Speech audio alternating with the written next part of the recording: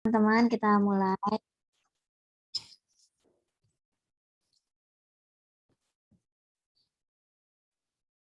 Alhamdulillah, hamdan katsiran thayyiban mubarakan fi, asyhadu an la ilaha illallah wa asyhadu anna Muhammadan abduhu wa rasuluh. Amma ba'du. Pertama-tama marilah kita panjatkan puji serta syukur kepada Allah Subhanahu wa taala yang telah memberikan kita kesehatan dan telah memberikan kita waktu luang sehingga kita bisa menyimak atau bertemu kembali secara online di kegiatan bedah skripsi untuk pekan ini. Baik, salawat serta salam juga tidak lupa semoga selalu tercurah limpahkan kepada Nabi kita yaitu Nabi Muhammad SAW. Dan alhamdulillah kita semua bisa menyimak kembali bedah skripsi pada minggu ini dengan judul skripsi yang akan dibahas, yaitu para periwayat mudalis dalam kitab Sahih Al-Bukhari. Nah, sebelum kita lanjut ke pembicara, akan ada penyampaian prolog dari inisiator bedah skripsi, yaitu Saudara Rijal Samsul Mutakin. Kepada Rijal Samsul Mutakin, saya persilahkan. Terima kasih Teh As. Assalamualaikum warahmatullahi wabarakatuh. Dan wa syukran lillah, syada la ilaha illallah wahdahu la syarikalah wa asyhadu anna Muhammadan abduhu wa rasuluh alladzi la nabiyya wa la rasula ba'da amma ba'du. Sebelumnya terima kasih saya sampaikan pada rekan-rekan yang hadir di malam kali ini dalam acara sesi diskusi bedah skripsi edisi ke-6. Kemudian salam hormat juga pada pembedah ya, Mas Bashir, mahasiswa pasca sarjana di UIN Sunan Kalijaga Yogyakarta. Kemudian ucapan terima kasih juga kepada Kang Restu ya, selaku pembicara alumni dari UIN Sunan Gunung Jati Bandung. Jadi ini spesial di malam kali ini, di edisi kali ini, karena antara pembicara, pembedah, dan juga moderator ini berasal dari 3 kampus yang berbeda, dari 3 kabupaten yang berbeda gitu ya. Moderator ini mahasiswi ilmu hadis di STAI Persis Garut, kemudian pembicara ini alumni ilmu hadis di UIN Sunan Gunung Jati Bandung, dan pembedah ini mahasiswa pasca sarjana ilmu Al-Quran Tafsir konsentrasi studi hadis di UIN Sunan Kalijaga Yogyakarta. Ini skripsi yang ke-6 yang dibedah selama perjalanan bedah skripsi ini. Kemudian skripsi yang kedua dalam diskursus ilmu hadis ya. Jadi 6 edisi ini sebelumnya kebanyakan kita di tafsir Al-Quran. Kemudian pernah kemarin edisi keempat ya yang bahas skripsi hadis. Kemudian sekarang juga alhamdulillah bahas skripsi hadis. Walaupun memang ada objek kajian yang sama sebetulnya antara kemarin edisi keempat dan juga edisi ke-6 ini. Karena skripsinya sama-sama hadis. Kemudian kaitan dengan rawi Sahih Al-Bukhari juga gitu. Tapi kalau kemarin dispesifikkan satu rawi gitu ya, satu rawi Imam Bukhari. Kalau sekarang para periwayat mudallis dalam kitab Sahih Bukhari itu berarti ada beberapa riwayat. Teman-teman sekalian, ini hanya sekedar prolog saja mengantarkan ke diskusi nanti ya. Jadi kita ketahui bahwa Quran hadis sebagai masdarul huda atau masdarul adillah gitu ya, sebagai sumber petunjuk, sebagai sumber utama kita dalam berdalil, dalam berhujjah gitu ya. Kemudian kita mengenal dalam diskursus hadis dan ilmu hadis dengan kitab Sahih Bukhari. Yang bagi sebagian orang atau mungkin kita di sini menganggap bahwa Sahih Bukhari itu sebagai ashahul hadis atau ashahul kitab, Setelah sebelumnya Ashahul Hadis atau Ashahul Kitab itu kan dinisbatkan atau diberikan kepada kitab Al-Muwatta' Imam Malik. Nah, namun seiring berjalannya waktu dengan apa sistematika atau apa yang diberikan oleh Imam Bukhari dengan menyusun kitabnya Sahih Bukhari, maka kemudian kitab Ashahul Hadis ini dinisbahkan atau diberikan kepada kitab Sahih Al-Bukhari. Namun kemudian yang selama ini kita yakini bahwa Imam Bukhari atau kitab Sahih Bukhari sebagai Ashahul Hadis atau Ashahul Kitab ini justru tidak lepas dari para pengkritik gitu ya, dari para pengkritik. Ketika kemudian para ulama dulu bahkan mungkin para sarjana sekarang banyak menemukan dalam kitab-kitab Sahih Bukhari itu para periwayat yang dalam tanda kutip mengindikasikan hadis-hadis yang dhaif gitu ya, hadis-hadis yang dhaif seperti ditemukan mungkin nanti hadis apa para perawi yang mudallis yang akan dibahas kali ini, kemudian hadis-hadis mu'allaq, ada yang mursal, kemudian ada kitab ada rawinya yang tasyayyu atau terindikasi Syiah dan lain sebagainya. Namun kemudian penisbatan Ashahul Kitab ini justru masih melekat kuat gitu. Nah, namun kemudian bagaimana Imam Bukhari itu kan memilih para rawi, menyeleksi para rawi sehingga memasukkan dan menganggap para rawi ini layak ada di kitabnya. Nah, kritik yang paling kuat ya setahu saya yang diberikan kepada Imam Bukhari atau pada kitab Sahih Bukhari itu adalah kritik yang dilontarkan oleh Imam Daruqutni. Nah, kritik yang diberikan oleh Imam Daruqutni ini berjalan sangat lama atau bertahan sangat lama, karena kemudian kritik Daruqutni atau kritik Imam Daruqutni ini bisa dibantah atau bisa dijawab di generasi yang jauh gitu ya dari Imam Daruqutni, yaitu oleh Ibnu Hajar Al-Asqalani dalam kitab Hadis Syari Muqaddimah Fathul Bari Syarah Sahih Bukhari. Itu salah satunya. Kemudian Ibnu Hajar selain menulis kitab Hadis Syari dan Fathul Bari juga menulis satu kitab yang menjawab tuduhan-tuduhan yang menganggap bahwa dalam kitab Sahih Bukhari atau para perawinya itu ada yang mu'allaq.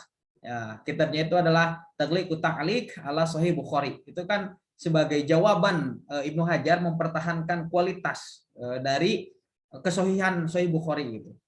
Ini yang sangat menarik sebetulnya, yang menjadi problem akademik lah ya kalau kita selaku mahasiswa, yang menjadi problem akademik ketika di lapangan secara realitas banyak yang menganggap bahwa kitab Sahih Bukhari ini sebagai Ashahul Kitab atau Ashahul Hadis, namun ternyata dalam studi literatur atau dalam beberapa literatur banyak juga yang mengkritik Sahih Bukhari. Di satu sisi mungkin ini menjadi penguat bahwa kitab Al-Bukhari ini sebagai kitab yang paling sahih dalam diskursus hadis atau ilmu hadis. Namun di sisi lain ini menunjukkan bahwa dalam ruang lingkup keilmuan ternyata mengkritik itu sudah dilakukan oleh para ulama jauh sebelum kita hadir. Nah, mungkin saya sebatas prolog saja, lebih jauhnya nanti bagaimana Kang Restu sebagai peneliti menemukan para periwayat yang mudallis dalam kitab Sahih Bukhari ini, kemudian bagaimana nanti kualitas hadisnya, kemudian bagaimana seorang Imam Bukhari nanti bisa memasukkan para periwayat gitu kan, walaupun ini sifat ijtihadi kan ya, para periwayat yang menurut beliau atau menurut Imam Bukhari tentu itu adalah menjadi rawi yang thiqah gitu. Kemudian nanti bisa juga ditambahkan bagaimana Mas Bashir sebagai pembedah di edisi kali ini memberikan satu informasi atau ilmu tambahan kepada kita kaitan dengan ilmu hadis ataupun yang secara spesifik bahas tentang Sahih Bukhari itu sendiri. Itu saja mungkin prolog dari saya. Terima kasih. Assalamualaikum warahmatullahi wabarakatuh. Ya, Waalaikumsalam warahmatullahi wabarakatuh. Terima kasih kepada Rizal Samsul Mutakin yang telah menyampaikan vlognya untuk bedah skripsi malam kali ini. Dan selanjutnya, teman-teman semuanya, kita dengarkan penyampaian dari pembicara kita malam ini, yaitu dari Saudara Restu Gusti Nur Alif, SAG. Beliau merupakan alumni mahasiswa ilmu hadis UIN Sunan Gunung Jati, Bandung. Untuk mengefisienkan waktu, kepada Mas Restu Gusti Nur Ali, saya persilahkan untuk menyampaikan materinya kali ini. Mungkin selama 25 sampai 30 menit ke depan. Saya persilahkan. Baik, sebelumnya suara saya jelas? Jelas, Mas? Jelas, Kang? Ya, Jelas. terima Ya. kasih. Alhamdulillahilladzi arsala rasulahu bil huda wa dinil haq liyudhhirahu 'ala dini kullihi walau karihal musyrikun. Alhamdulillah pada kesempatan kali ini kita bisa berkumpul dalam acara bedah skripsi yang ke-6 ya. Semoga dengan pembedahan skripsi ini terdapat ilmu-ilmu yang banyak, terdapat keberkahan-keberkahan yang kita dapatkan. Nah, sebelumnya izinkan saya share screen terlebih dahulu.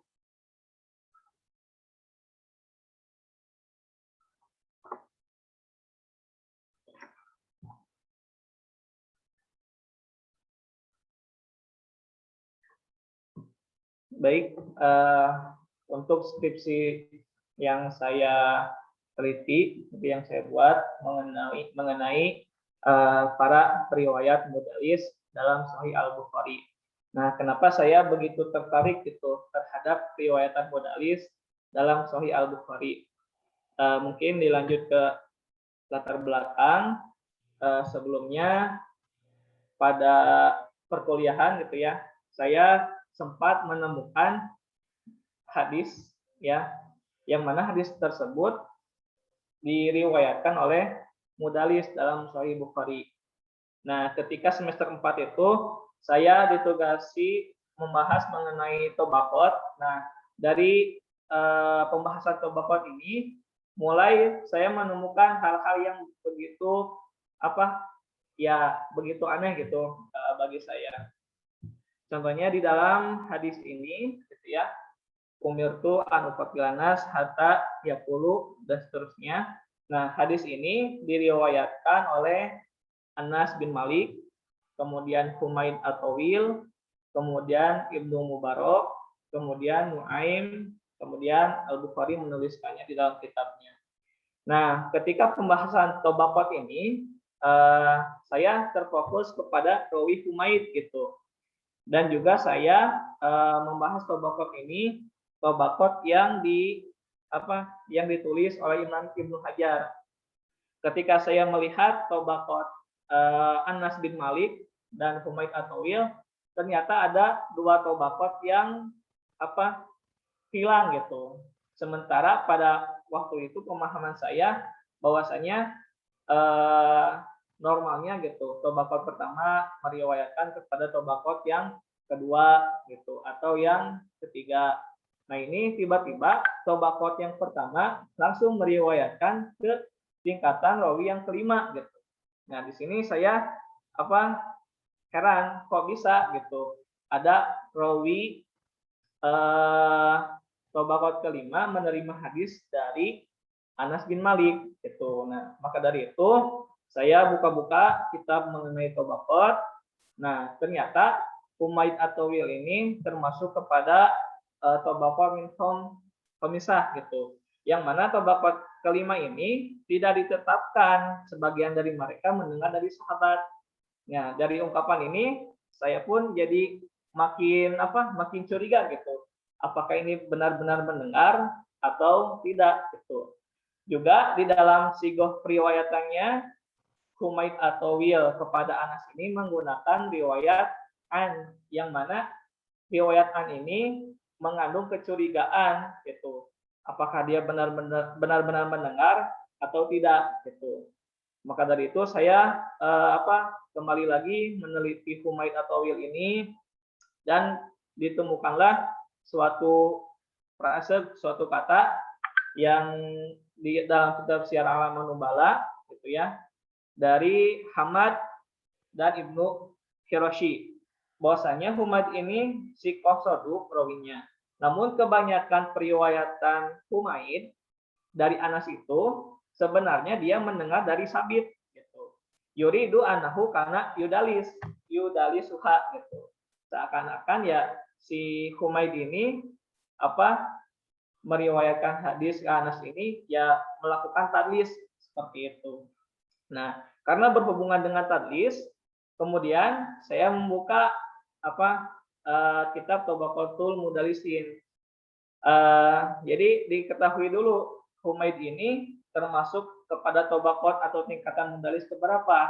Ternyata setelah saya buka Tabaqatul Mudallisin, Humaid ini termasuk kepada rawi mudalis tabaqat yang ketiga, yang mana jika rawi ini terdapat di tabaqat yang ketiga, yaitu dia yang banyak meriwayatkan atau mentadliskan periwayatan hadis, dan juga para imam tidak menjadikan hujjah atas periwayatan mereka, gitu.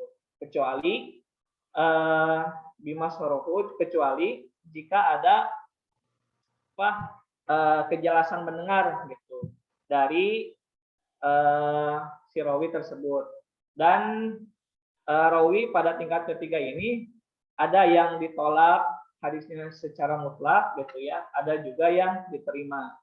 Nah, maka dari itu saya kembali ke penilaian terhadap Humaid atau Wil ini, dan ditemukan bahwasannya benar Humaid atau Wil ini merupakan mudalis sebagaimana di dalam kitab Taqribut Tahdzib gitu ya, karya Ibnu Hajar.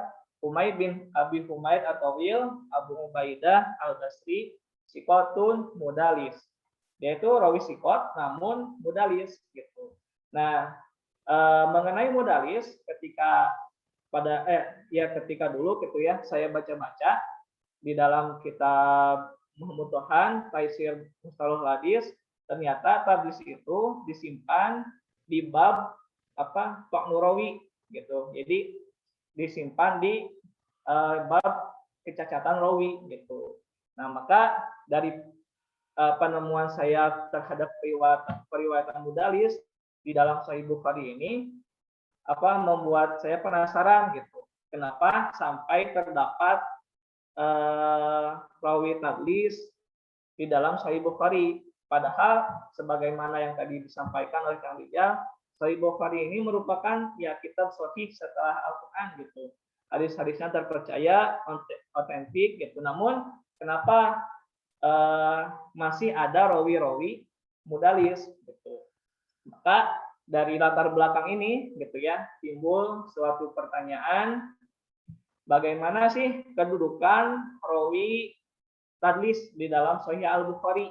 Seperti itu.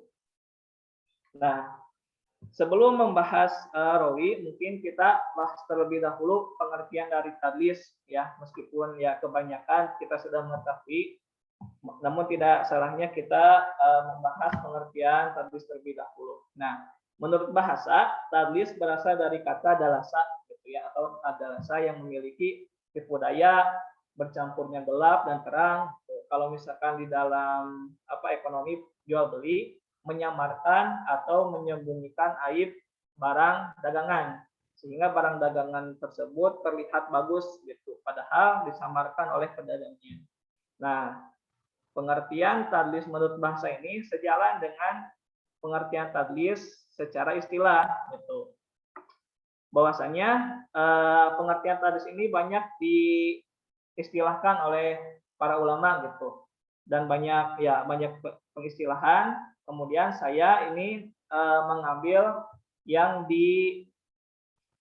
diistilahkan oleh Ibnu Salah, bahwasanya menurut istilah tadlis itu anjarwi aman lakiyahu malam yasma'hu minhu muhiman anahu sami aminhu au aman asarahu walam yalqahu muhiman anahu qad lakiyahu wa sami'ahu minhu summa qad yakunu bainahuma wahidun wa qad yakunu aksar. Jadi perawi meriwayatkan suatu hadis dari gurunya yang sudah dijumpai seakan-akan ia sudah mendengarkan hadis itu dari gurunya, padahal ia sama sekali belum pernah mendengarkan gitu. Atau rawi yang meriwayatkan hadis dari gurunya yang hidup sejaman gitu, namun belum pernah bertemu dengan guru tersebut dan ia mengira telah berjumpa serta mendengarkan hadis. biasanya terdapat perantara satu atau lebih di antara mereka. Nah, ini jadi pengertian tadlis secara umum gitu ya. Jadi seolah-olah rawi itu mendengarkan hadis dari gurunya gitu. Padahal dia hanya bertemu saja, padahal dia hanya berjumpa saja gitu, atau padahal dia hanya sejaman saja, seperti itu.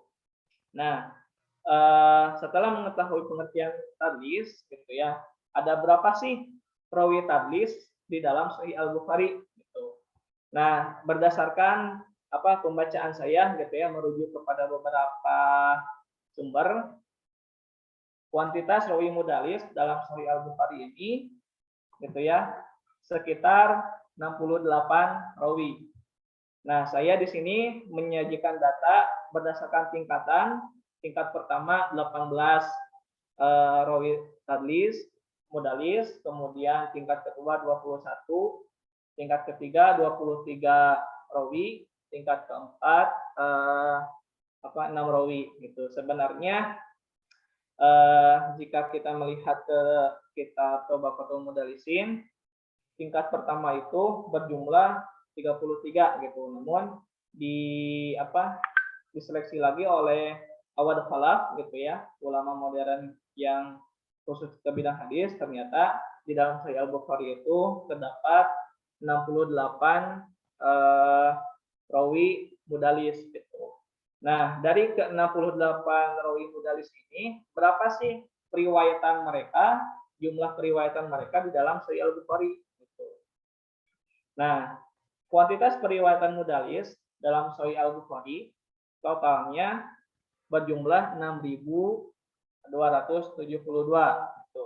Tingkat pertama yaitu 1.860, tingkat kedua 3.006,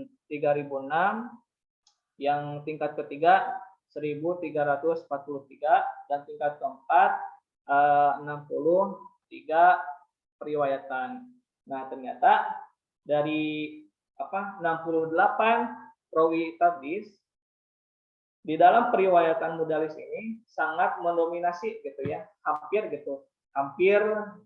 mendominasi periwayatan di dalam Sahih Al-Bukhari gitu, sehingga sampai ke nomor 6.272. Nah, dari sekian rawi gitu ya, dari 68 rawi, saya hanya mengambil beberapa rawi saja gitu. Tidak semuanya dibahas karena ya nanti akan setebal apa gitu skripsinya, karena membahas sekian rawi ini juga sudah tebal gitu menurut saya. Nah, lanjut, beberapa nama rawi tadlis dan jumlah periwayatannya dalam Sahih Al-Bukhari.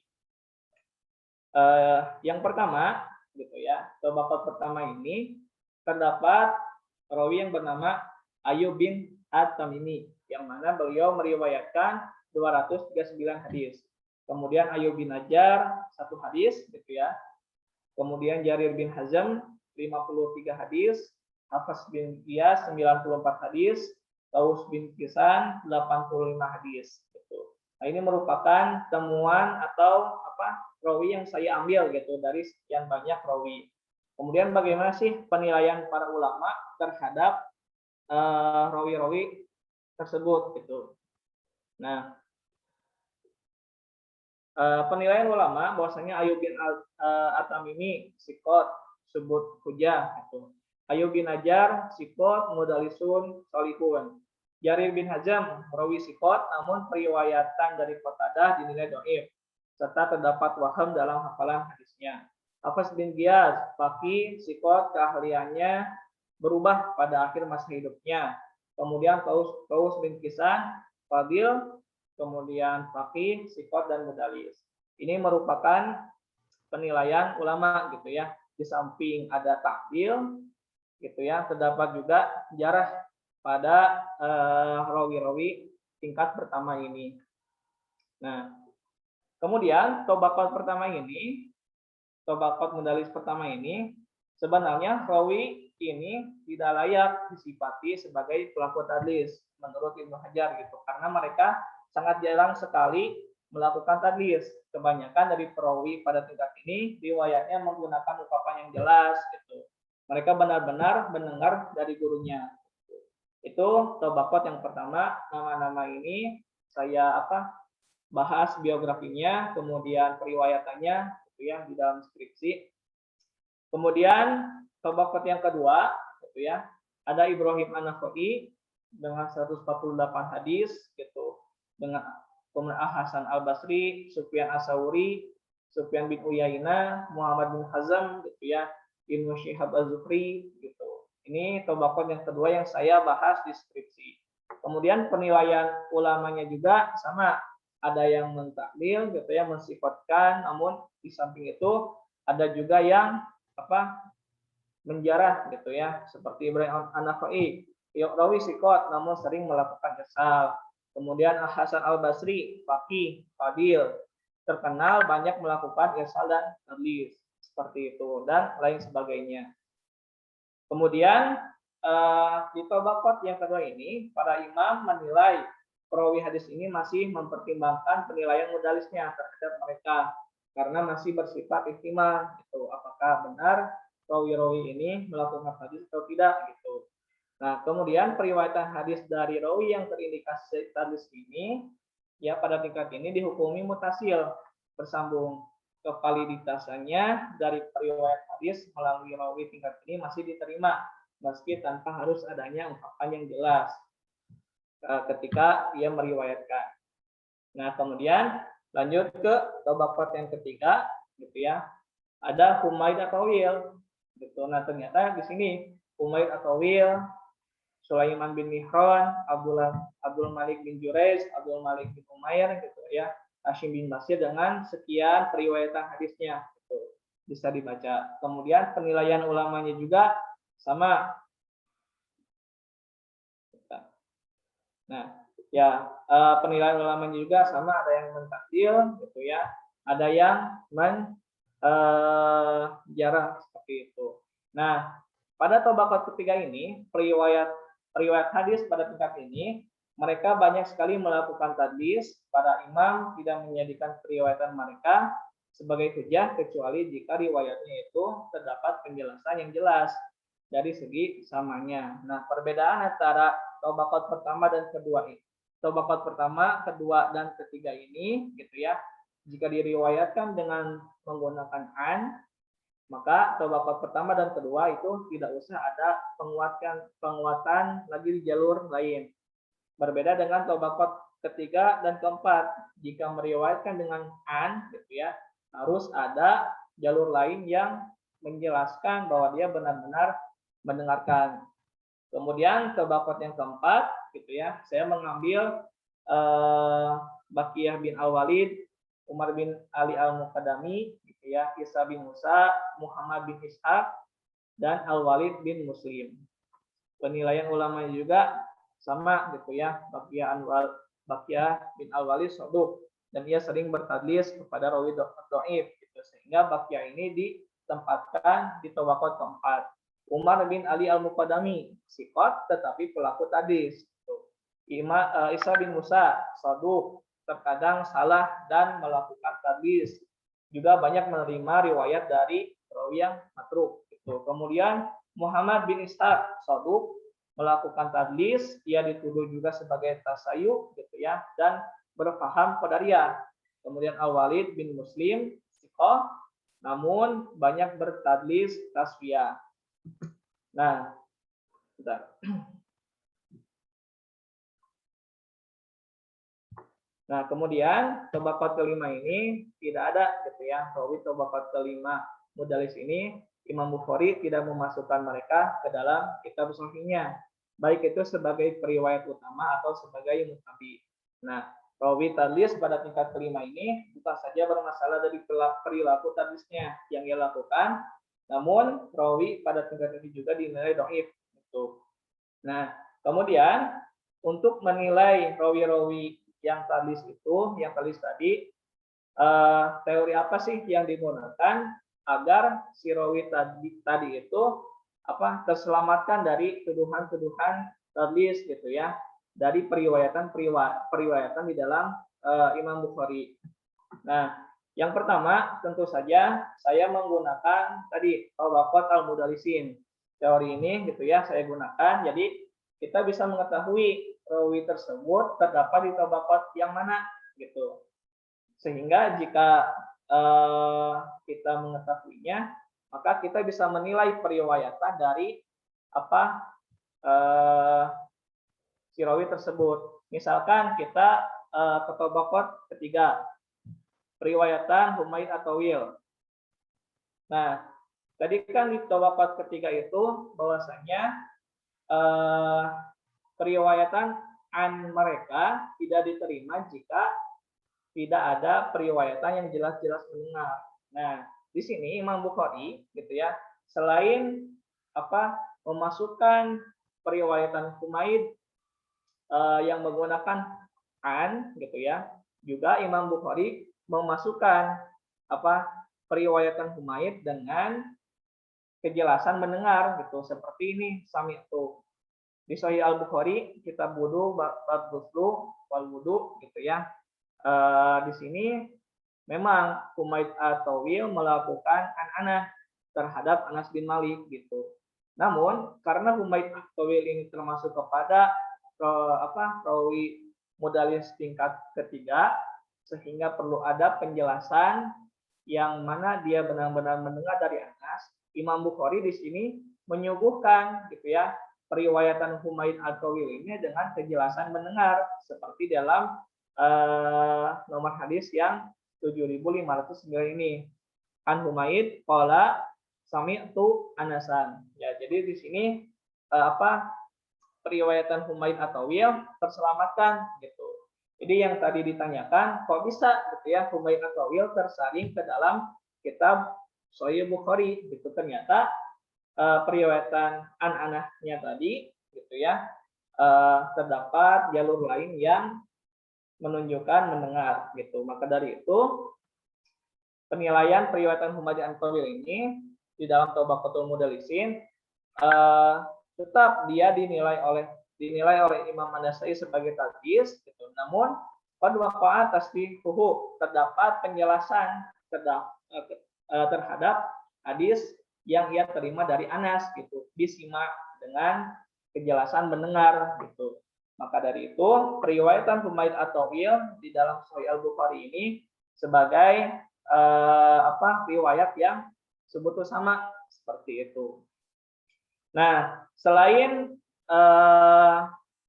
menggunakan teori Tabaqatul al-Mudallisin ini gitu ya, saya juga menggunakan teori validitas periwayatan mudallis, yang mana untuk mengetahui validitas ini sebenarnya sama. Para ulama menyikapi terhadap fenomena tadlis ini jika terdapat lafaz atau lambang dalam periwayatan hadis menggunakan sama seperti hadasana, maka periwayatannya diterima, dan jika tidak ada maka hadis yang diriwayatkannya itu dinilai sebagai hadis munqati. Nah, untuk melengkapi teori ini, kemudian saya membuka lagi beberapa sumber. Ditemukanlah sumber yang dibuat oleh Awan Khalaf gitu ya, ketentuan tadawabit periwayatan mudallis menggunakan an-ana gitu. Nah, yang pertama, periwayatan mu'an-an diterima dari rawi tadlis tingkat pertama dan kedua gitu. Contohnya seperti tadi, misalkan kita buka Ayyub bin Al-Tamimi. Nah, periwayatan Ayyub bin Al-Tamimi ini gitu ya, di sini hadasana Ayyub an Abi Kilabah. Ayyub an Abi Kilabah. Meskipun Ayyub menggunakan an gitu ya, karena Ayyub ini termasuk kepada tingkat Tabaqat mudallis pertama gitu ya, maka bisa diterima gitu periwayatannya, dan sebetulnya sama gitu dari Abi Kilabah seperti itu. Kemudian terdapat riwayat lain yang menunjukkan kejelasan langsung mendengar terhadap periwayatannya, baik itu di dalam kitab hadis yang sama gitu ya dengan riwayat mu'an-annya, atau terdapat di dalam kitab lain gitu. Misalkan kita ambil contoh tingkat pertama lagi Ayub bin Najar, gitu ya. Nah tadi kan terdapatnya periwayatan di dalam kitab yang sama, gitu ya, atau di kitab lain. Nah di dalam periwayatan Ayub bin Najar ini, gitu ya, Ayub bin Najar melakukan an-ana kepada Yahya bin Abi Katsir. Tetapi an-ana ini bisa dipercayai, gitu ya, bahwa dia benar-benar mendengar dengan melihat kepada kitab lain di Sahih Muslim. Ada sana Ayub bin Najar al-Yamami, ada sana Yahya bin Abi Katsir. Maka periwayatan an-ana dari Sahih Bukhari ini dinilai sebagai sebutu sama, gitu ya. Jadi Yahya bin Abi Katsir benar-benar mendengar Ayub bin Abi Najar mendengar Yahya bin Katsir, seperti itu. Kemudian terdapat jalur sanad dari rijal sanad yang lain, sehingga menjadi penguat dan menunjukkan kebenaran periwayatan dari semua an-an ini. Gitu. Contoh misalkan kita lihat ke tingkat ketiga, periwayatan Sulaiman bin Mihran. Nah,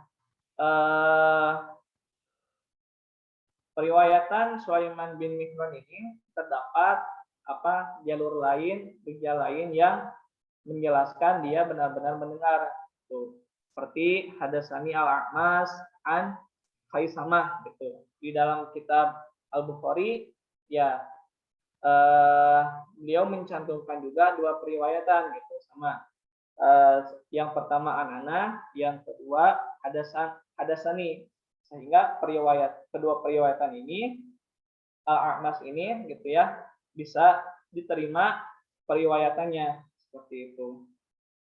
Kemudian jalur lain tertentu dari rawi mudallis yang terlepas dari perilaku tadlisnya, gitu. Sama halnya misalkan periwayatan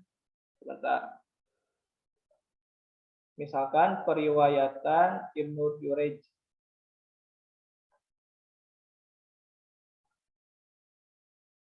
Nah, Ibnu Jurayj di Sahih Bukhari ini, gitu ya, dia sedang tidak melakukan tadlis, gitu, karena di dalam dua periwayatan ini, yang satu menggunakan an, yang kedua menggunakan hadasana, sehingga kedua periwayatan ini dinilai sebutu sama, gitu ya, sehingga Imam Bukhari memasukkan periwayatan Ibnu Jurayj ini ke dalam kitabnya.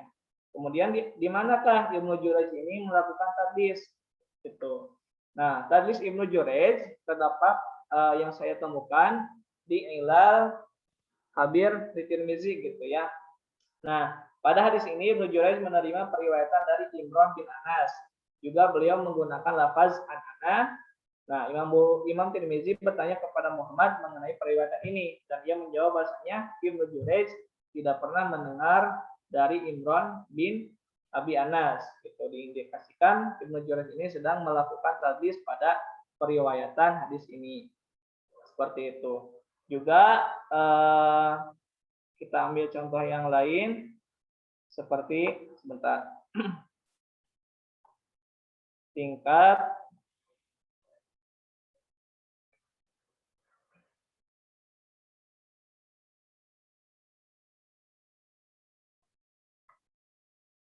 Hasan al-Basri, gitu ya. Nah, di dalam periwayatan Hasan al-Basri di dalam Sahih Bukhari ini, beliau melakukan anak kepada Abi Bakrah, namun di dalam periwayatan lain Al-Hasan menegaskan Sami'a Abu Bakrah, mendengar Abu Bakrah. Nah, Hasan al-Basri ini tidak sedang melakukan tadlis, gitu, di periwayatan Sahih Bukhari, gitu. Kemudian tadlis Al-Hasan bahwasanya dia di Sunan Tirmizi. Nah, Ada hadisun goribun la na'rifuhu illa min hadis Ja'far bin Sulaiman wal Hasan lam yasma' min Abi Hurairah. Nah, pada periwayatan ini Hasan Al-Basri langsung meriwayatkan an-anah kepada Abu Hurairah, padahal lam yasma' min Abi Hurairah syai'an. Hasan Al-Basri ini tidak melakukan tidak pernah mendengar periwayatan dari Abu Hurairah diindikasikan gitu ya. Hasan Al-Basri ini sedang melakukan tadlis di Sunan Tirmizi seperti itu. Kemudian yang terakhir, hadisnya bukan pada hadis yang utama, namun hadisnya sebagai mutabi. Nah, ini khusus untuk tingkat ketiga atau keempat. Contohnya misalkan di tingkat keempat periwayatan Baqiyah Al-Walid. Nah, di sini Imam Bukhari gitu ya mencantumkan Baqiyah Al-Walid ini bukan sebagai perawi periwayat hadis yang usul yang utama, namun sebagai riwayat Baqiyah sebagai mutabiat gitu. Hadisnya mu'allaq dan tidak mutasil karena ia tidak termasuk kepada syarat kitab Imam Al-Bukhari. Jadi Imam Bukhari hanya menyimpan Baqiyah ini sebagai mutabiat saja seperti itu. Nah, maka dari itu mungkin sebentar. Maka dari itu teori-teori ini yang saya gunakan gitu ya untuk menilai periwayatan modalis tadi gitu. Mungkin itu jalan singkatnya gitu ya. Saya menilai beberapa modalis di dalam skripsi saya yang tadi disebutkan. Maka untuk kesimpulannya gitu ya, tadlis itu bukan suatu penilaian jarah yang mutlak ditolak periwayatannya. Kemudian modalis dalam Sahih Bukhari di samping menggunakan an-anah, terdapat juga lafaz dengan kejelasan mendengar, sehingga hadis menggunakan lafaz an-anah ini dinilai bersambung baik itu pada Bukhari atau yang lainnya. Kemudian tadlis tingkat pertama dan kedua diterima periwayatan an-anahnya meski tidak ada kejelasan mendengar. Kemudian tadlis tingkat ketiga dan keempat diterima periwayatan an-anahnya jika ada kejelasan mendengar. Nah, rawi tadlis ada yang menjadi mutabi gitu ya dari periwayatan mereka bukan sebagai rawi yang usul gitu seperti tadi periwayatan Baqiyah. Kemudian rawi tadlis tadi terdapat mereka meriwayatkan dari rawi yang dinilai sikoh gitu seperti Ibrahim An-Nakhai juga dia bertadlis kepada rawi yang sikoh. Kemudian Hasan Al-Basri seperti itu. Nah, mungkin itu yang bisa saya bicarakan, yang saya bisa ungkapkan, yang bisa saya bedah pada bedah skripsi kali ini gitu ya. Mohon maaf apabila ada salah kata. Saya kembalikan kepada moderator. Terima kasih sebelumnya. Assalamualaikum warahmatullahi wabarakatuh. Waalaikumsalam. Ya, waalaikumsalam warahmatullahi wabarakatuh. Terima kasih jazakallahu khairan katsiran kepada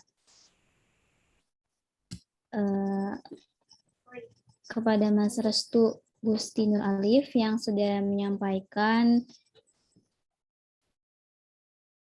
terkait penelitian di skripsinya. Oke, untuk selanjutnya langsung saja kita akan mendengarkan penyampaian dari pembedah kita malam kali ini, yaitu Mas M. Bashir Faiz. Kepada Mas M. Bashir Faiz, saya persilahkan untuk menyampaikan penjelasannya selama 25-30 menit ke depan. Silakan.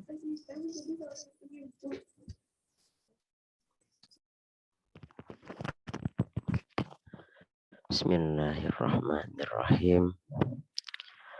Assalamualaikum warahmatullahi wabarakatuh.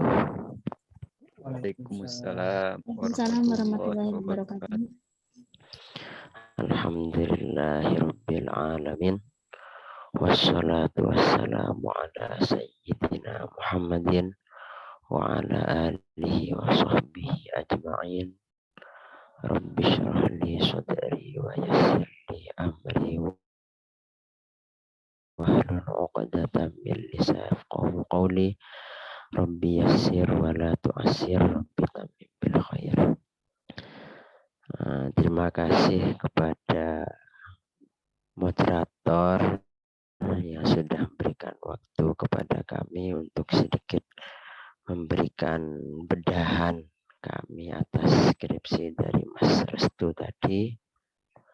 Dan terima kasih juga kepada panitia kegiatan ini yang sudah mengizinkan saya untuk ikut berdiskusi bersama jenengan semua mengenai skripsi dari Mas Restu. Mungkin sebagai bedah ini pertama kami ingin mengapresiasi kami kepada untuk 99 halaman yang komprehensif ini bukanlah. Bahkan kami yang hanya membaca dan menelaah saja itu butuh waktu beberapa hari. Apalagi dengan Mas Restu yang menyusunnya tentu berbulan-bulan menyusunnya. Oleh karena itu pertama kami ingin memberikan apresiasi kami kepada ketelatenannya, kesabaran susun skripsi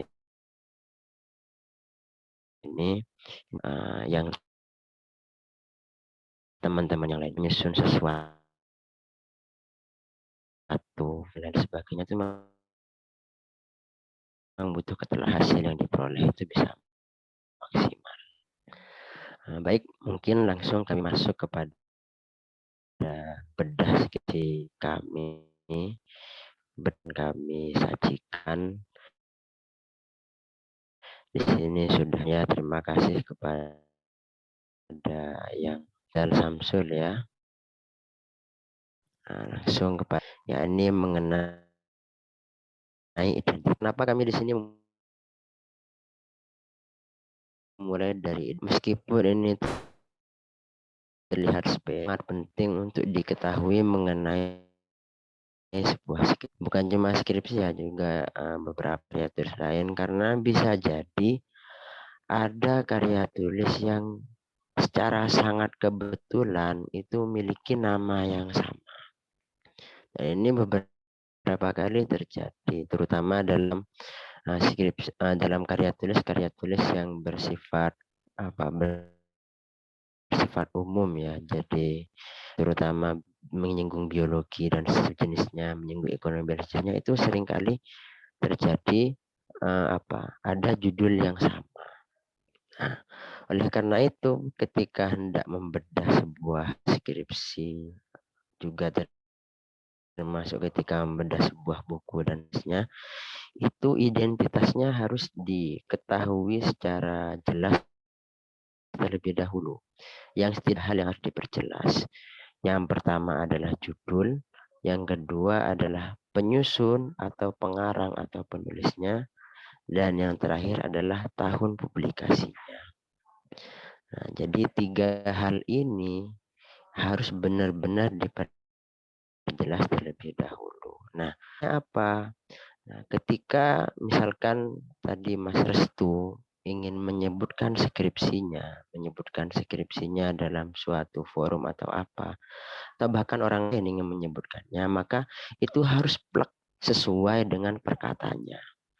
Nah, dan di sini Mas Restu memiliki judul Para Periwayat Mudallis dalam kitab Sahih Al-Bukhari. Nah, para periwayat mudallis dalam Bukhari. Ada perbedaan 1 huruf saja, maka itu sudah bukan skripsi dari Mas Restu. Nah, maka dari itu sekali lagi identitas ini meskipun terkesan sepele, namun benar-benar diperhatikan agar perujukannya itu bisa benar. Itu yang pertama, judul. Dan yang kedua adalah nyusunnya. Di sini ada Mas Restu Gusti Nur Alif. Mas Restu Gusti Nur Alif. Nah, ketika pertama kali dipublikasikan atas nama Restu Gusti Nur Alif, maka ketika publikasi setelahnya tidak bisa disingkat. Tidak bisa menjadi Restu Gusti NA, tidak bisa.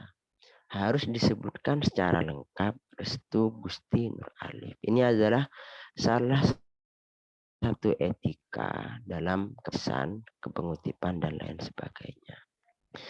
Dan yang terakhir, mengenai tahun, nah ini sebenarnya kami sendiri tidak bisa memastikan ya, karena dari file yang kami terima, di situ hanya dicantumkan ada keterangannya 2020-2021. Jadi ada 2 tahun. Dan kami sendiri tidak tahu apakah ini 2020 atau 2021. Namun hemat kami melihat dari dari angka yang terakhir, maka kami ambil angka yang terakhir, ini 2021. Jadi ini identitas dari skripsi yang akan dibedah pada malam hari ini dengan judul Para Periwaris dalam Kitab Sahih Al-Bukhari. Penyusunnya adalah Mas Restu Gusti Nur Alif dan tahun publikasinya adalah tahun 2021. Mungkin bisa dilanjut Masnya. Oke. Kemudian pada slide selanjutnya bedahan kami di sini terhadap skripsi dari Mas Restu. Ini kami ingin menelisik terlebih dahulu, memastikan, mengkonkretkan yang terrangkum dalam skripsinya Mas Restu Gusti Nur Alif. Yang pertama adalah objek kajian. Nah, jadi objek kajian Mas Restu di sini adalah Kitab Sahih Al-Bukhari. Kitab Sahih Al-Bukhari. Nah, ini adalah objek kajian dari Mas Restu. Karena kan kalau dari judulnya tadi adalah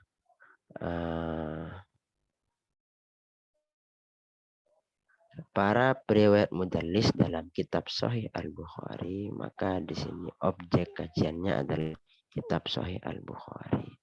Artinya ketika kemudian di dalam skripsi Mas Gusti itu, kemudian Mas Gusti mengutip dari kitab Tabaqatul Ruwat dan sebagainya, tetap yang menjadi objek utama dari penelitian yang tertuangkan dalam bentuk skripsi ini adalah Kitab Sahih Al-Bukhari. Jadi ini objek ini perlu ditentukan, perlu dispesifikkan agar tidak terlalu melebar kemana-mana.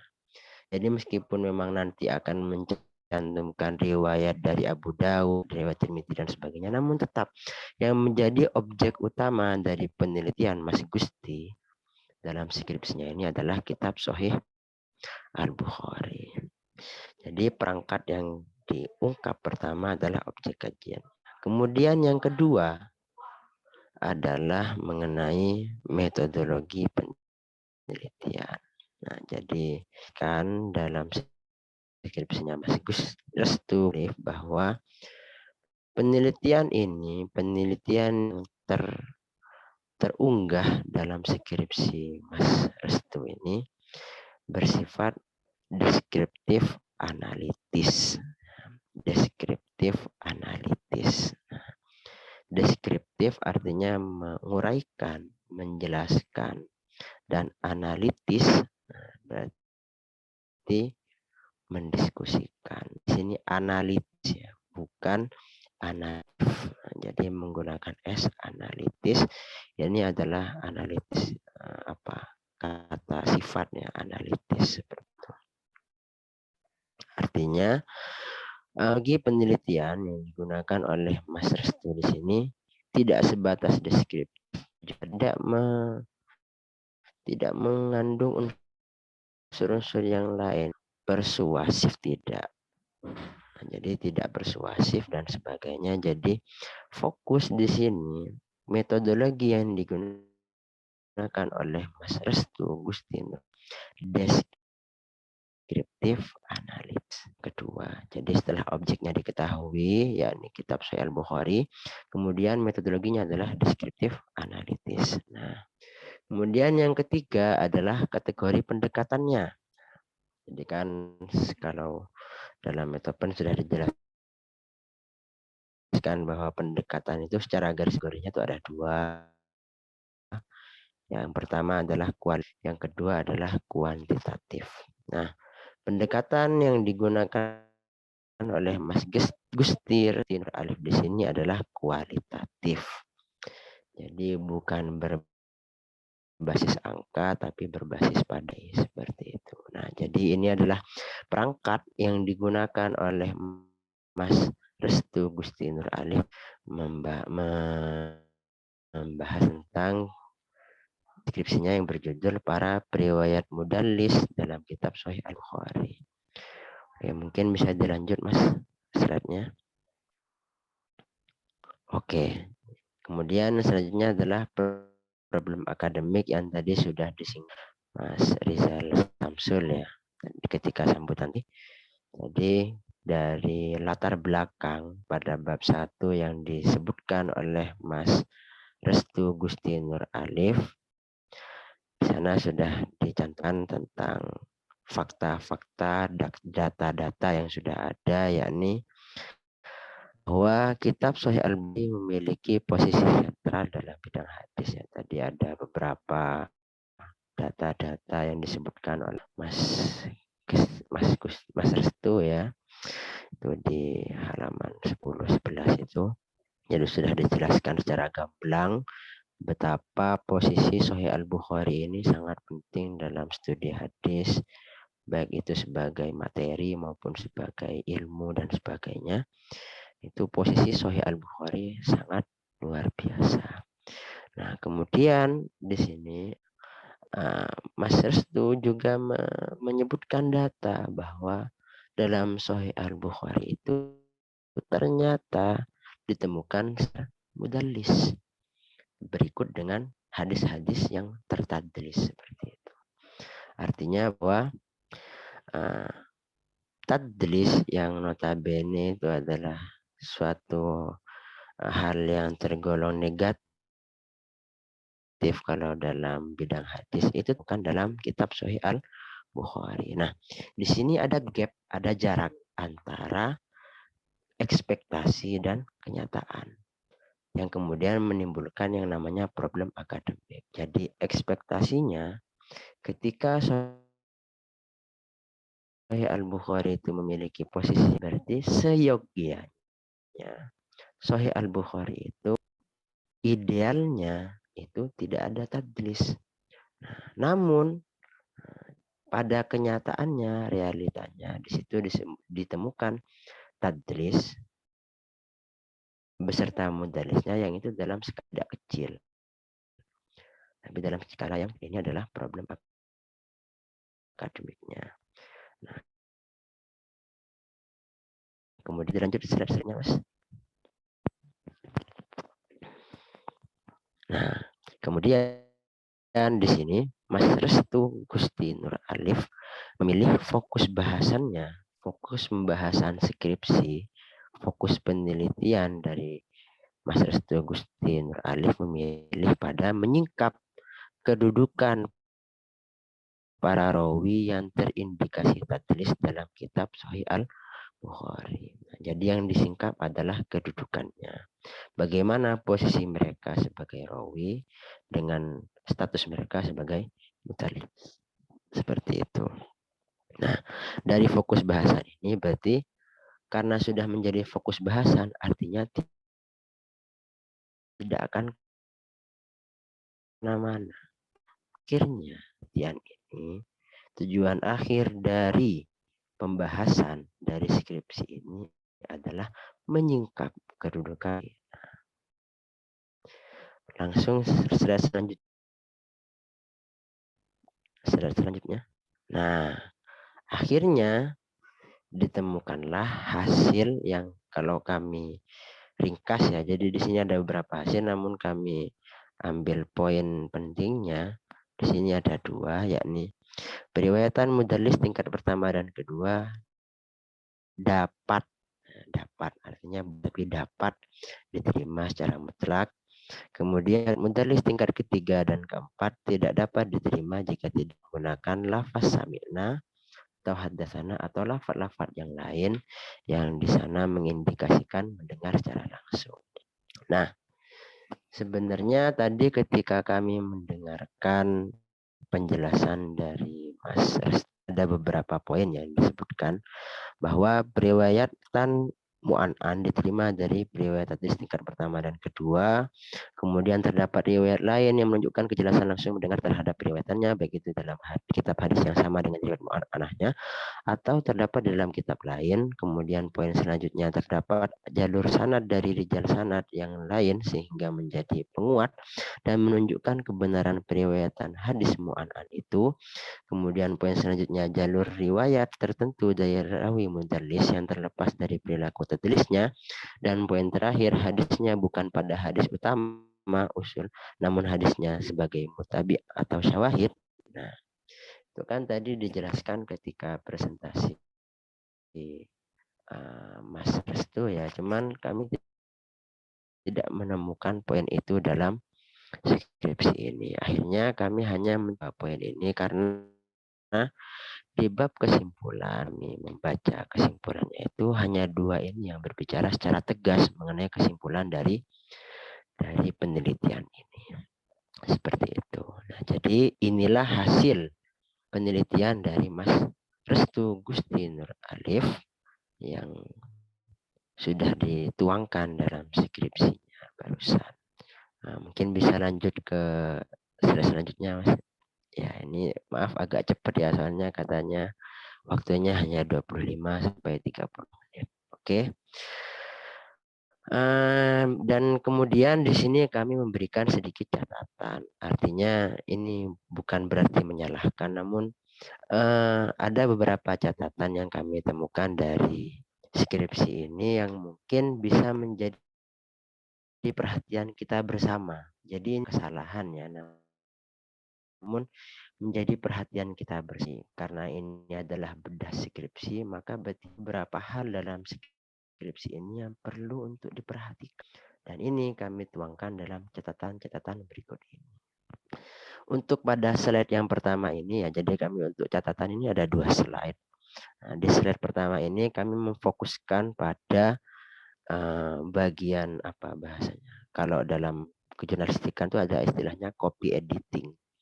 Jadi mengenai ejaan, penggunaan kalimat yang baku dan sebagainya. Ini ada beberapa hal yang menarik untuk kita perhatikan. Yang pertama adalah mengenai konsistensi. Nah, tadi kan sudah terlihat pada judulnya adalah para periwayat mudallis dalam kitab Sahih Al-Bukhari. Nah, ketika membaca judul tersebut, kami langsung berfokus kepada beberapa kata. Yang pertama adalah mudallis, yang kedua adalah Sahih, yang ketiga adalah Bukhari. Al-Bukhari. Nah, dari 3 kata yang kami fokuskan ini, alhamdulillah, untuk kata mudallis dan kata Al-Bukhari, Mas Restu Gusti Nur Alif di sini sudah sangat konsisten. Jadi dari awal sampai akhir, kata mudallis itu semuanya dicetak miring. Dan kata Al-Bukhari, ejaannya sudah selalu Al-Bukhari. A-L-B-U-K-H-A-R-I. Namun ada satu kata yang di sini masih mengalami inkonsistensi, yaitu kata sahih. Nah, untuk di judul kan menggunakan S-A-H-I-H. Namun ketika masuk ke dalam isinya, ternyata ada sejumlah kata sahih yang itu menggunakan S-H-A-H-I-H. Semisal pada halaman 3 Romawi di bagian abstrak, kemudian di halaman 12 juga, dan lain sebagainya, itu ada yang tidak sama. Nah, di sini sebenarnya memang ini tidak terlalu berpengaruh ya kepada isi skripsi. Namun di sini akan berpengaruh kepada apa bahasanya? Nilai estetis dari skripsi ini. Nah, bahwa sebuah konsistensi kepenulisan dari awal sampai akhir itu menunjukkan perhatian yang lebih dari seorang penyusun skripsi itu kepada skripsi yang dia susun. Karena kan skripsi itu kalau bahasanya orang apa? Satu kali seumur hidup gitu ya. Meskipun ada yang kuliah di beberapa jurusan akhirnya buat skripsi 2 kali, 3 kali seperti itu ya. Namun ya perhatian seorang penyusun skripsi dalam skripsi yang dia tuangkan itu bisa dilihat dari konsistensi itu. Namun kami juga bisa memahami ya bahwa di sini kan Mas Restu Gusti kan 199 halaman dengan data yang sekomprehensif itu. Nah, ketika ada kesalahan, bukan kesalahan ya, inkonsistensi dalam sahih dan sahih itu bagi kami wajar seperti itu. Karena memang susah ya untuk konsisten dalam 1 halaman, 2 halaman saja itu sudah susah. Apalagi 199 halaman seperti itu ya. Jadi ini wajar saja karena memang susah seperti itu. Ini untuk yang poin yang pertama. Kemudian poin yang kedua adalah mengenai efektivitas. Nah, efektivitas yang kami maksud di sini ini ada beberapa hal ya. Jadi mencakup beberapa hal mengenai efektivitas ini, dan yang mungkin yang paling kami soroti ini adalah mengenai bab pertama pendahuluan. Nah, di bab pertama pendahuluan itu Mas Restu Gusti itu sampai menghabiskan 10 halaman lebih. Jadi poin B rumusan masalah itu baru tercantum di halaman 11. Nah, sebenarnya memang penting untuk menjelaskan secara rinci tentang betapa pentingnya Sahih Al-Bukhari, betapa vitalnya posisi Sahih Al-Bukhari dalam studi hadis. Kemudian juga menjelaskan data tentang kenyataan bahwa ada banyak tadlis dalam Sahih Al-Bukhari itu memang penting. Nah, namun di sini memang ada beberapa hal yang terlalu diulang-ulang. Artinya misal tentang posisi Al-Bukhari sebagai yang sangat vital. Nah, itu dimulai dari abadnya dulu, kemudian dari abad ketika ini, kemudian dijelaskan posisinya. Sebenarnya cukup disebutkan salah satunya. Misal bahwa kitab Sahih Bukhari berhasil disusun ketika abad bla bla bla bla. Itu sebenarnya sudah cukup tanpa harus menyertakan kemudian efek selanjutnya bla bla bla bla, itu sudah cukup. Atau sebaliknya, efeknya saja yang disebut. Karena Sahih Bukhari ini, kenapa Sahih Bukhari? Ternyata efek dari Sahih Al-Bukhari ini bla bla bla bla bla bla. Jadi sebenarnya cukup di salah satunya, tidak harus dua-duanya. Nah, namun kenyataannya di sini Mas Restu menyebutkan secara keseluruhan. Jadi benar-benar komprehensif di sini ya, luar biasa sebenarnya. Cuman akhirnya apa bahasanya ya? Tidak bisa langsung to the point akhirnya. Jadi ke utara dulu, kemudian setelah ke utara ke selatan dulu, baru kemudian ke lokasi acara yang ada di tengah. Padahal sebenarnya cukup ke utara saja langsung ke tengah selesai. Tapi mesti ke utara dulu, ke selatan dulu. Ini tidak salah. Cuman ini menjadi sekali lagi masalah efektivitas. Efektivitas di sini kemudian pengaruhnya apa ya? Bisa jadi kenapa kok tadi kata Sohih tidak konsisten? Karena sudah kelelahan terlebih dahulu. sudah ke selatan, ke utara, ke selatan, ke utara. Akhirnya perhatiannya kepada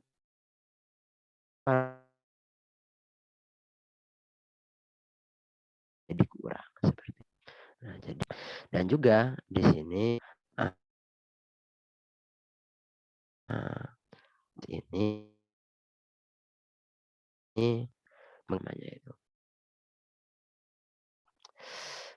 kata yang efektif. Bisa dilihat di skripsinya Mas Restu ini ada beberapa kata seperti contoh, saya ambil satu contoh saja, keotentikan. Keotentikan. Nah, keimbuhan ke dan an itu bisa ditambahkan ketika berhubungan dengan kata yang sederhana.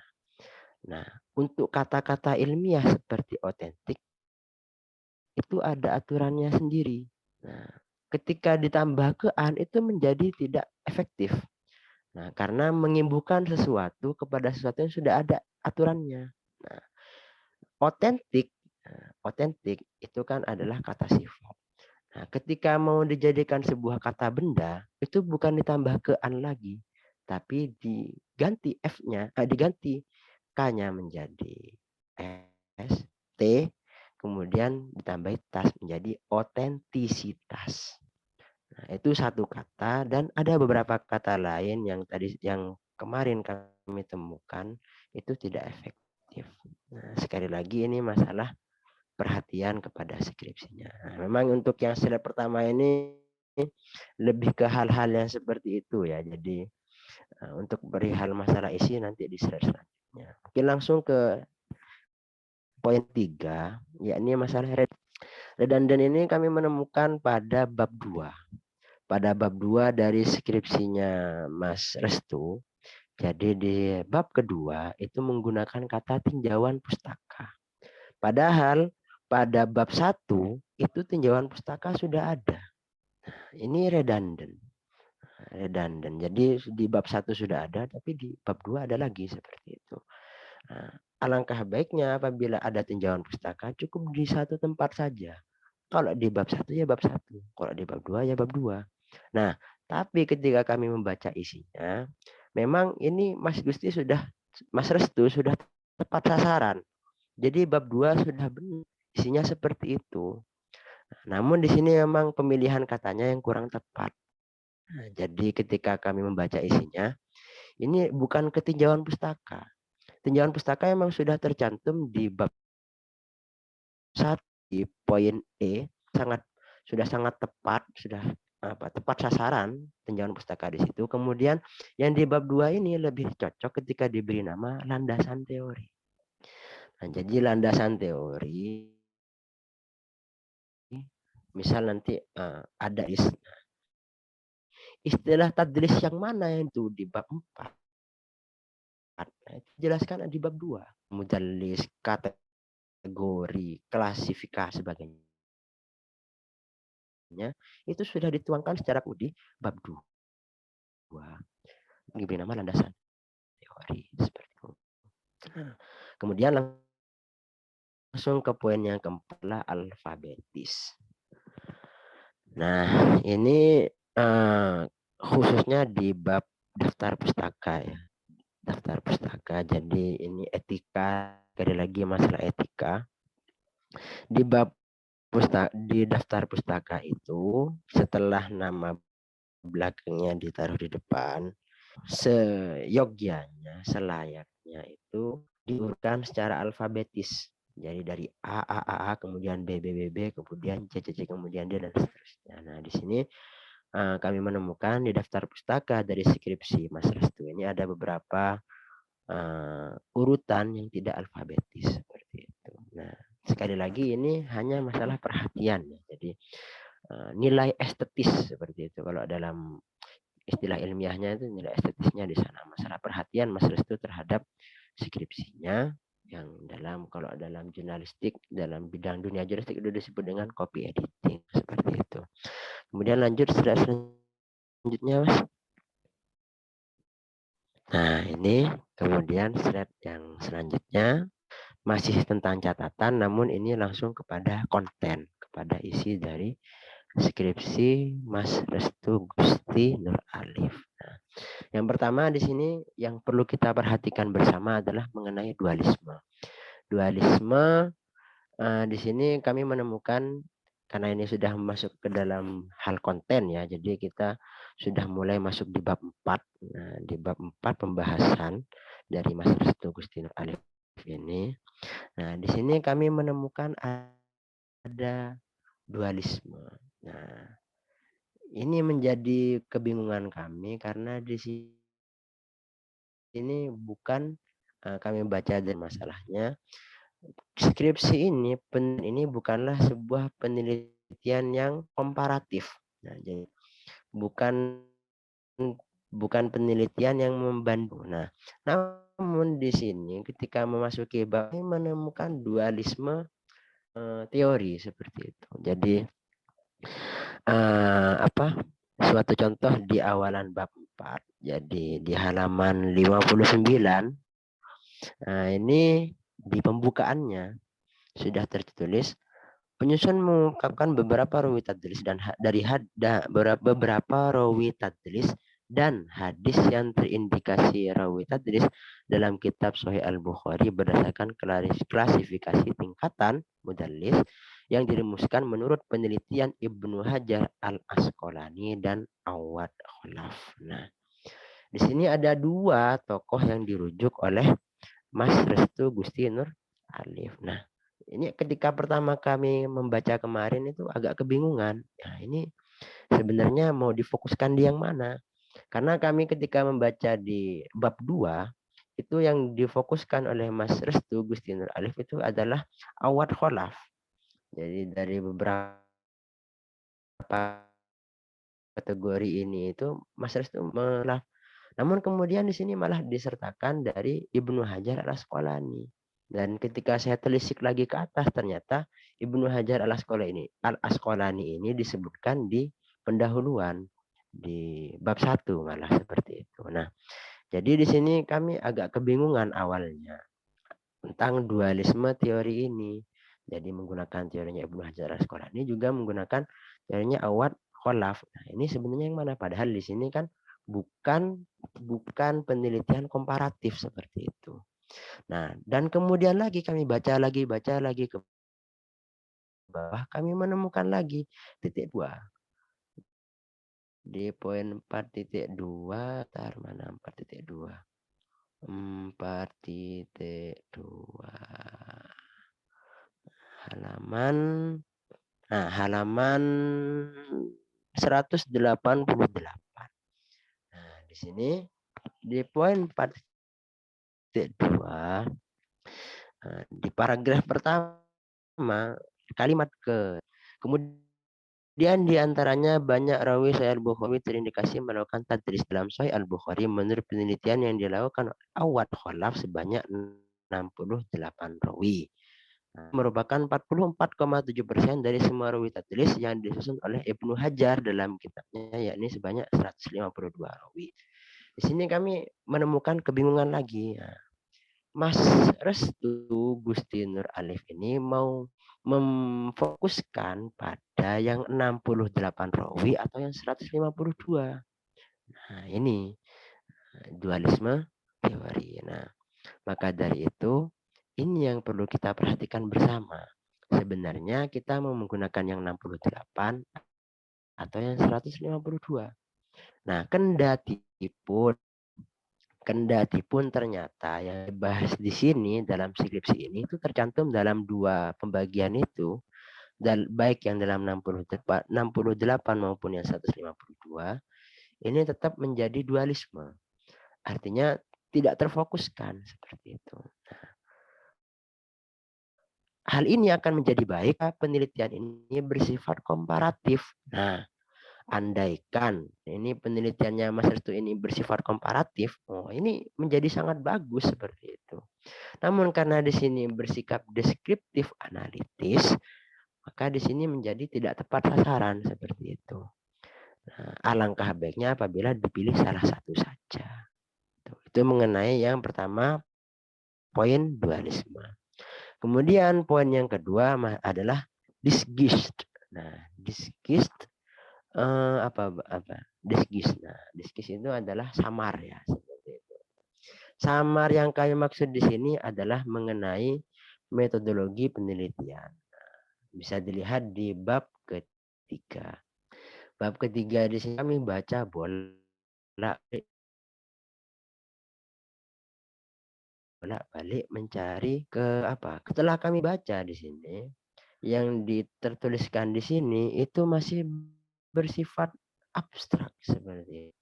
Nah, ini mana bab 3 halaman ini.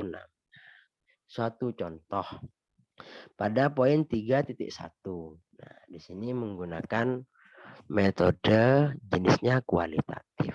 Nah, kami sudah mengecap dalam kepala kami bahwa penelitian ini bersifat kualitatif. Namun kenyataannya pada bab ketiga, pada bab keempat yang itu di poin tadi yang 4.2, ternyata ada penyajian kuantitatif. Jadi di sana disebutkan data secara rincinya, secara kuantitatifnya. Nah, kalau memang di sini itu memang kualitatif, maka sebenarnya yang tadi disebutkan tentang jumlah-jumlahnya itu sebenarnya malah tidak perlu disebutkan. Jadi cukup disebutkan jenis-jenisnya saja. Nah, jadi misalkan rawi ini ternyata ada menggunakan an-anah dan menggunakan sam'ah seperti itu. Nah, cukup disebutkan jenis-jenisnya saja. Nah, namun kenyataannya data kuantitatif kan cuman malah menjadi alamat.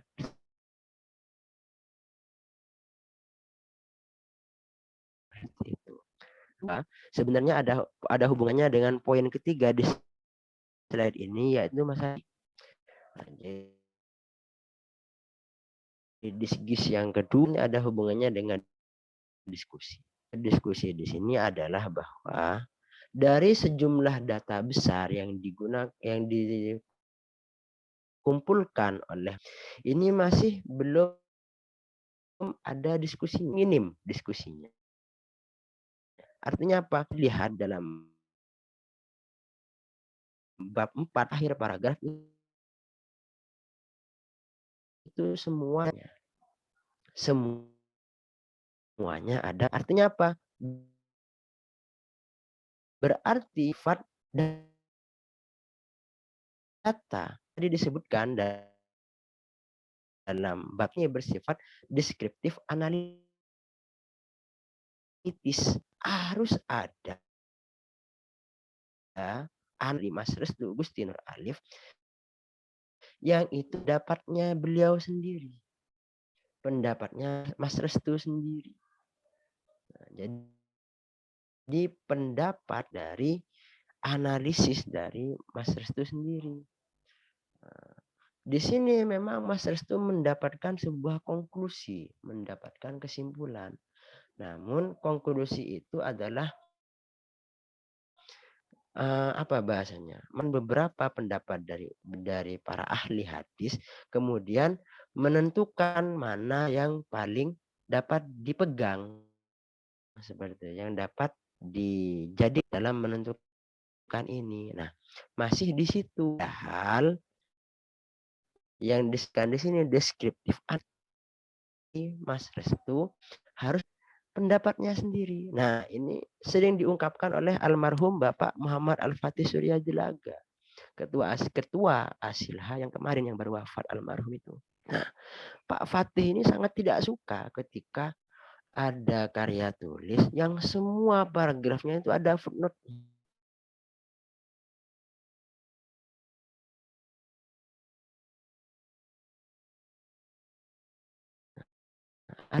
Artinya apa? Ini nggak ada analisis. Dan kami temukan di skripsinya Mas Restu Gusti Nur Alif. Nah, pendapatnya Mas Restu Gusti Nur ini masih belum tertuangkan secara gamblang. Masih merujuk pada pendapat-pendapat para ulama. Padahal katanya di bab 3 ini bersifatnya deskriptif. Nah, Makanya ini mungkin bisa perhatian kita bersama bahwa ketika suatu penelitian itu bersifat deskriptif analitis, berarti di sana harus ada pendapat kita sendiri. Harus ada pendapat, hemat, harus ada ungkapan yang itu dari kita sendiri. Yang itu bisa jadi terlepas dari pendapat para ulama yang kita kutip seperti itu. Itu untuk poin ketiga, masalah diskusi. Dan yang poin terakhir, perihal determinasi. Nah, ini sebenarnya berkaitan dengan yang kami sebutkan di slide sebelumnya, yang tadi masalah hasil penelitian dari Mas Restu. Pada bab kesimpulan, yang namanya kesimpulan itu berarti kan adalah hasil dari penelitian, hasil dari data, deskripsi, analisis dari semuanya itu dituangkan dalam bab 5 berupa kesimpulan. Nah, yang namanya kesimpulan itu, karena ini etika dalam karya tulis ilmiah ya, berarti sudah harus menjudge, harus menghakimi. Seperti yang tadi sudah disebutkan, bahwa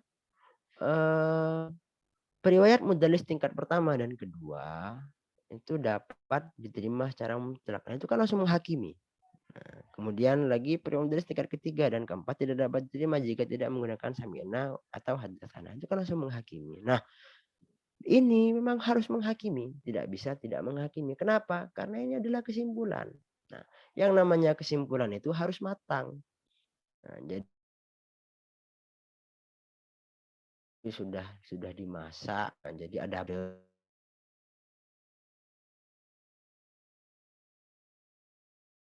yang tadi sudah di bab kelima itu sudah harus ada di atas piring, sudah siap untuk dimakan. Nah, seperti itu. Nah, kenyataannya ketika kami membaca bab 5 di sini, ya,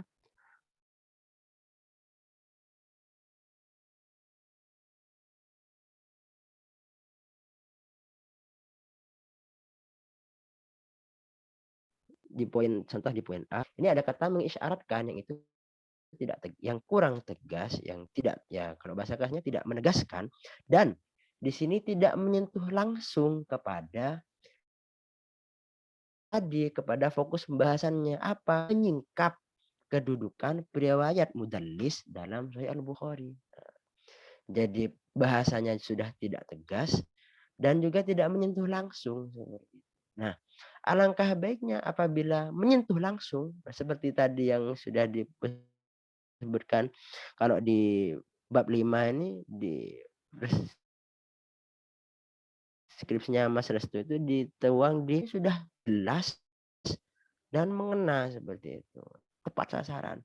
Sedangkan untuk poin A, D, E, dan F itu masih yaitu jadi tidak secara tegas, tidak langsung mengkat, langsung menghakimi, dan itu juga ada beberapa yang tidak langsung mengena kepada fokus pembahasan tadi.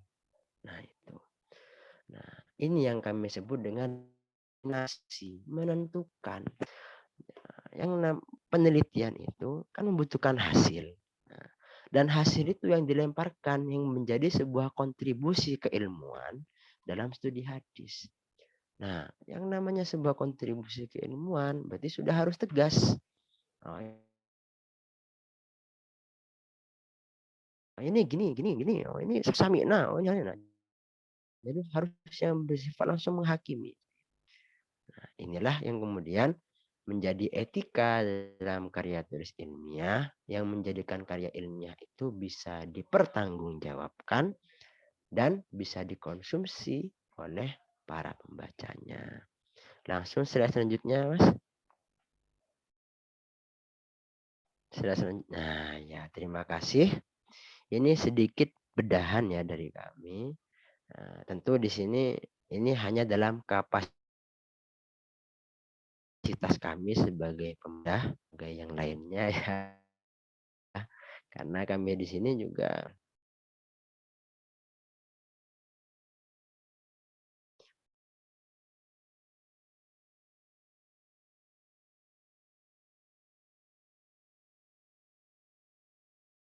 Belajar dalam artian belum selesai. Mudah-mudahan kami ini menjadi bahan diskusi kita setelah ini, menjadi bahan diskusi dan shift tentunya. Dan apa dalam bedahan kami ya. Wallahul muwaffiq. Assalamualaikum warahmatullahi wabarakatuh. Ya, waalaikumsalam warahmatullahi wabarakatuh. Terima kasih kepada Mas Bashir yang telah menyampaikan pemaparannya. Dan sekarang untuk teman-teman yang mau menyampaikan tanggapannya, baik itu berupa masukan, kritikan, atau saran, silahkan saya buka waktunya dari sekarang. Dan jika ada yang mau memberikan tanggapan, boleh nanti di raise hand dulu, lalu nanti saya yang persilahkan untuk menyampaikan tanggapannya. Silakan.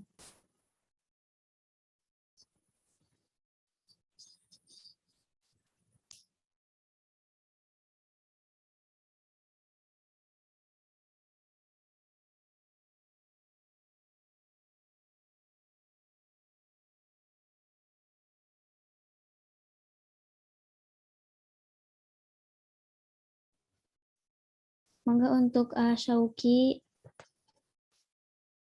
terus ada Nazarul Rizky dan Teh Asri Huda, barangkali ada yang mau disampaikan dari pemaparan yang telah kita dengarkan dan kita simak bersama-sama.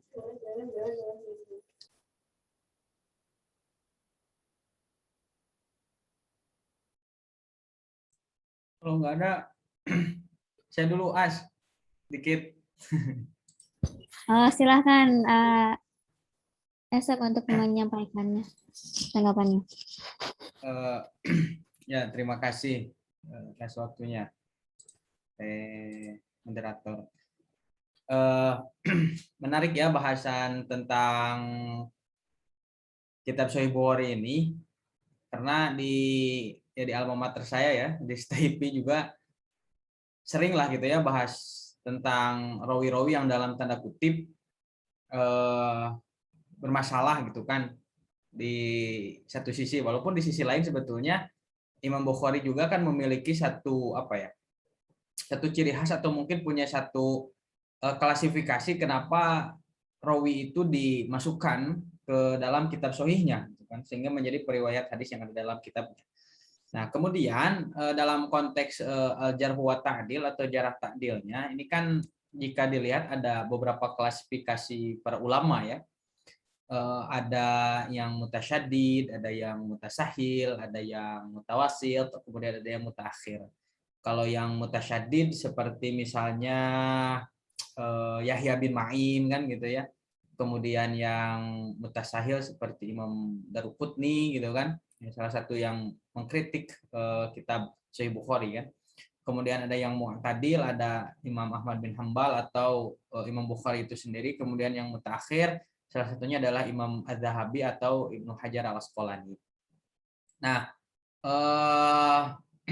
sejauh ini kan tadi disampaikan oleh Kang Restu itu pandangan para ulama gitu kan, ketika misalkan tadi mengutip misalkan dari Tabaqat Al-Mudallisin, kemudian kemudian Taqribut Tahdhib kan ya gitu. Taqribut Tahdhib atau Tahdhibut Tahdhib atau Syarah Alam An-Nubala. Nah, jika dilihat dari klasifikasi ulama jarah ta'dil yang tadi saya sebutkan, berarti patokan jarah ta'dil yang digunakan oleh Kang Restu itu berarti ulama mutaakhir gitu ya, ulama mutaakhir. Walaupun sebetulnya bisa juga, walaupun bukan komparasi seperti tadi dikatakan oleh Mas Bashir, dideskripsikan ya atau sedikit dijelaskan misalkan bagaimana pandangan para ulama mutaqaddimin, baik itu yang mutasyaddid ataupun mutasahil ataupun mutawassil tuh. Bagaimana gitu. Bisa jadi ketika misalkan seorang rawi yang dianggap tadlis, yang meriwayatkan hadis mudallis menurut mutakhir itu kan enggak apa ya, enggak dianggap tadlis oleh ulama mutasahil kan. Bisa jadi misalkan menurut Daruqutni itu adalah sikoh, atau misalkan paling rendahnya soduk misalkan. Kan bisa jadi seperti itu, atau ketika misalkan satu ulama bisa jadi berbeda pendapat gitu ya di kalangan para ulama jarah ta'dil, karena apa, menurut pemahaman saya dalam konteks ilmu hadis yang ta'arud itu bukan hanya ta'arudul adillah gitu kan, tapi dalam konteks jarah ta'dil bisa jadi kan ta'arudul jarh wa ta'dil gitu, ada pertentangan pendapat para ulama ketika memberikan satu pandangan terhadap seorang rawi gitu kan. Bisa jadi menurut mutasyaddid misalkan menurut Yahya bin Ma'in ini dia itu dhaif gitu, tapi menurut Daruqutni ini soduk kan, atau Hasan misalkan dan sebagainya. Nah ini menurut saya bisa jadi, walaupun misalkan ini udah revisi, tapi minimal ini menjadi tambahan wawasan lah ya, menjadi tambahan wawasan bagi kita. Ternyata memang dalam konteks melihat para rawi itu, para ulama pun berbeda pandangan. Nah kemudian nanti kan muncul kaidah-kaidah jarah ta'dil, seperti misalkan yang paling masyhur di kalangan kita itu ajarhu mutaqaddamun ala ta'dil. Nah kan jarah itu lebih didahulukan daripada ta'dil. Nah tentu ini tidak bisa digeneralisir kan, kaidah ini tidak bisa digeneralisir di seluruh keadaan, tapi nanti kita bisa lihat juga keadaan seperti apa yang bisa memberlakukan kaidah al-jarh mutaqaddamun ala ta'dil kan, seperti itu dan lain sebagainya. Artinya kajian jarah ta'dil ini memang sangat luas lah ya sepemahaman saya. Kemudian nanti pegangan ulamanya apakah misalkan nanti memegang as-Sakhawi atau lain sebagainya. Itu untuk konten ya.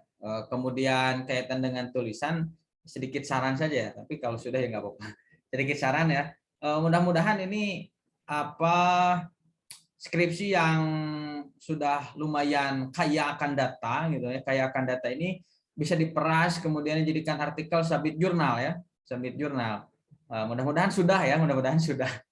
Tapi kalaupun belum, secara pribadi saya penganut kalau di bedah skripsi kemarin saya sampaikan saya penganut madhab artikel ya.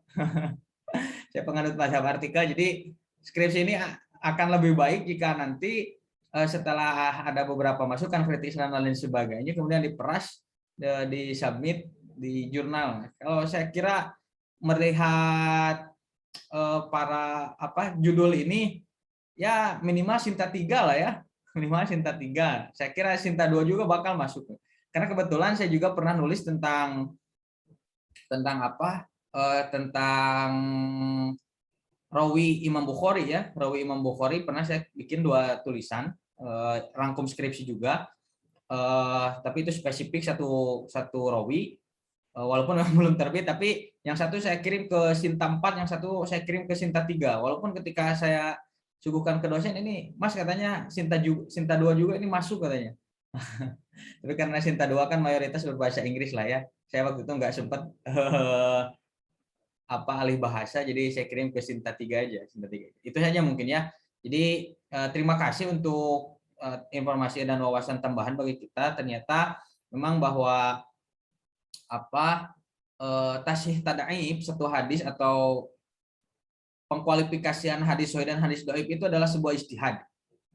Itu yang jadi pegangan saya, bahwa tasih tadaib itu adalah sebuah ijtihad yang mana itu istilahnya hasil pengkajian dari para ulama gitu kan, dengan berbagai latar belakang keilmuannya, Kemudian seiring berjalannya waktu memang banyak ditemukan ternyata yang tadi sudah disampaikan, Sahih Bukhari yang kita yakini gitu kan sebagai ashahul hadis pun atau ashahul kitab pun ternyata tidak terlepas dari para pengkritik. Nah, walaupun itu adalah kritik dari sesama ulama. Ini menunjukkan bahwa dalam konteks keilmuan ternyata kritik mengkritik itu tidak ada yang salah gitu ya, tidak ada yang salah mengkritik, bahkan itu menjadi satu nilai plus dalam diskursus keilmuan lah ya, dalam diskursus ilmu hadis khususnya. Itu saja mungkin dari saya, barangkali dari yang lain. Terima kasih. Assalamualaikum warahmatullahi wabarakatuh. Ya, waalaikumsalam warahmatullahi wabarakatuh. Terima kasih pada SM yang sudah menyampaikan tanggapannya. Silakan untuk teman-teman yang lainnya barangkali ada yang mau disampaikan, baik itu berupa saran, kritikan, ataupun yang lainnya. Mangga, saya persilahkan.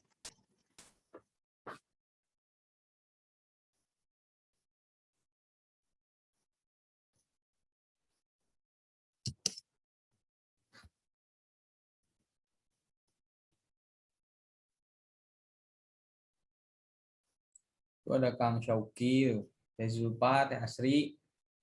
Monggo kalau mau ngasih masukan. Atau mau nanya juga nggak apa-apa ya. Mau nanya juga nggak Ya, apa-apa. silakan mau bertanya juga. Dibuka waktunya selebar-lebarnya.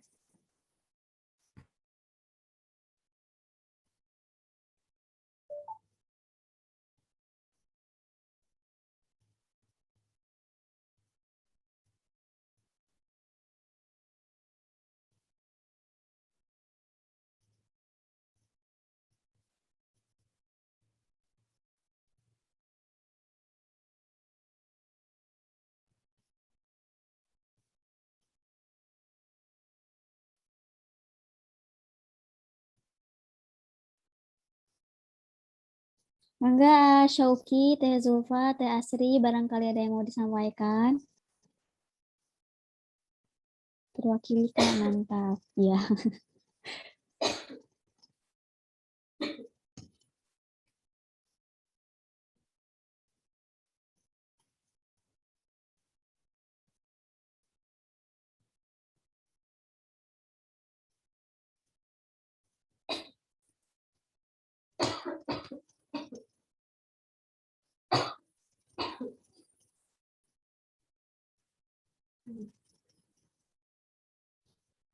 Ya, karena tidak ada yang akan disampaikan lagi dari teman-teman semuanya. Sebelum kita tutup beda skripsi malam kali ini, kita dengarkan dulu closing statement dari pembicara kita malam kali ini. Kepada Mas Restu Gustinur Alif, saya persilakan untuk menyampaikan closing statement-nya. Ya, baik, bismillah. Untuk closing statement mungkin di dalam penelitian Rawi itu tidak cukup dilihat dari satu aspek saja gitu ya, harus dilihat dari beberapa aspek untuk tadi pentasihan, pentadiatan gitu ya. Maka dari itu kita lebih memperkaya lagi bahan bacaan kita supaya kita bisa mengetahui arah pembacaan gitu atau maksud dari tujuan teks seperti itu. Mungkin itu dari saya. Kemudian dari saya terima kasih atas masukan-masukannya, terima kasih atas kesempatannya gitu ya. Ini baru pertama kali gitu saya membedah skripsi gitu. Itu mungkin yang bisa saya sampaikan. Terima kasih. Assalamualaikum warahmatullahi wabarakatuh. Ya, Waalaikumsalam warahmatullahi wabarakatuh. Terima kasih kepada pembicara kita malam kali ini, yaitu Mas Restu Gustinur Alif. Terima kasih kepada pembedah kita pada malam kali ini, yaitu Mas Bashir Faiz.